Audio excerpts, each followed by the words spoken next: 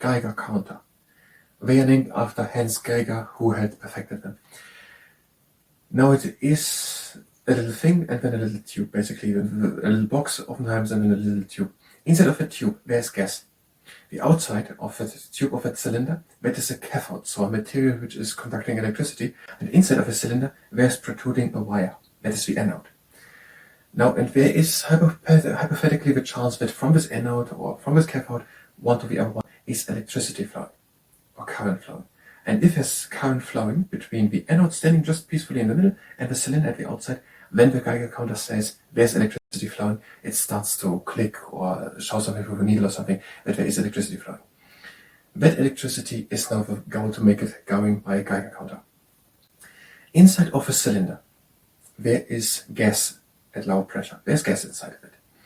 And then, if no radiation hits it, that thing, so the people have it in their hand, and if no, there's an area with a lot of radiation, the radiation hits the gas inside of a cylinder. And when the gas hits these atoms inside of the cylinder, the gas consists out of atoms.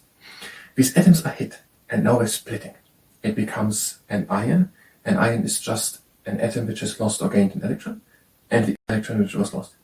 So the atom is splitting, it loses an electron, and it becomes the ion, and there's the electron. Now we don't have in our cylinder with our anode standing and the cathode at the outside just the gas. Now we're having ions and electrons. And suddenly, through these electrons, electricity can run.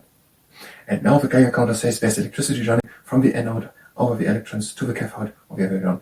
And the Geiger counter says there's radioactivity. So there's a cylinder, outside cathode, inside anode, radioactivity hits the gas in the inside, splits this atom's gas into ions and electrons. Now suddenly all full of electrons, the current can run from anode to cathode and cathode to anode, and from one to the other. And the Geiger counter says current is flowing, there's radioactivity. Give an alarm, give a sound, whatever.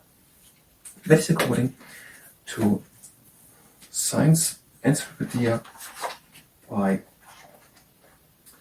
Susan McKeever on the page 27. But this is no substitute for medical knowledge.